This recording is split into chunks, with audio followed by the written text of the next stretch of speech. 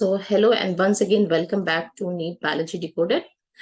So इस video में हम पढ़ने जा रहे हैं अबाउट द एंडोमेम्ब्रेन सिस्टम। अब जैसा आप लोग जानते हैं कि यूकैरियोटिक सेल्स में क्या होता है, मेम्ब्रेन बाउंड सेल ऑर्गेनेल्स होते हैं। कई तरह के सेल ऑर्गेनेल्स होते हैं, जैसे क्लोरोप्लास्ट है, माइटोकॉन्ड्रिया है, गोल्गी एपरेटस जैसा यहाँ पे दिख रहा है, एंडोप्लाज्मिक रेटिकुलम है। तो ये सारे मेम्ब्रेन बाउंड ऑर्गेनेल्स हैं।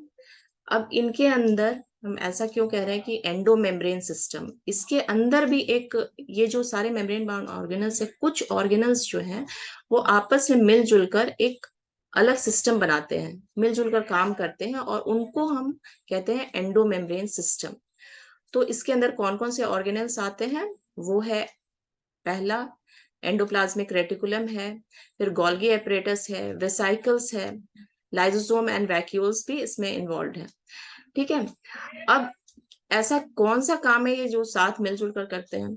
अब क्या है कि एंडोप्लाज्मिक रेटिकुलम एक जाल की तरह स्ट्रक्चर बनाता है।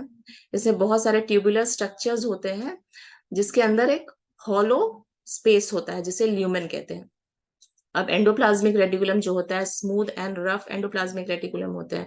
जो रफ एंडोप्लाज्मिक रेटिकुलम होते हैं उनके सरफेस पे राइबोसोम्स होते हैं जो प्रोटीन्स बनाते हैं। अब ये प्रोटीन्स हैं get incorporated into the lumen of the endoplasmic reticulum, जो अंदर की जो स्पेस है ट्यूबुलर स्ट्रक्चर के अंदर, जो खाली जगह है उसके अंदर इनकॉर्पोरेट हो जाती है, और उन प्रोटीन्स का मॉडिफिकेशन इनके अंदर होता है। अब मॉडिफिकेशन के बाद अब ये क्या करते हैं कि they are package into vesicles. ये प्रोटीन वेसाइकल्स में पैकेज हो जाते हैं। अब ये वेसाइकल्स इन प्रोटीन्स को लेकर पहुंचते हैं टू द गोल्गी एपरेटस, जहां पे उनकी सॉर्टिंग और ट्रांसपोर्ट होती है। तो ये सारे मिलजुल कर क्या करते हैं, बेसिकली लिपिड्स और प्रोटीन्स का पैकेजिंग एंड ट्रांसपोर्ट में काम करते हैं। तो इस तरह से ये एक सेल के अंदर एक अलग सिस्टम बनाते हैं ऑफ अ कोऑर्डिनेटेड फंक्शन। तो इसलिए इनको कहते हैं they form an endomembrane system. तो इस पे बेस्ड एक नीट का क्वेश्चन देख लेते हैं। The question is which of the following is not part of the endomembrane system? Options दे रखे हैं mitochondria, endoplasmic reticulum, chloroplast, Golgi complex and peroxisome.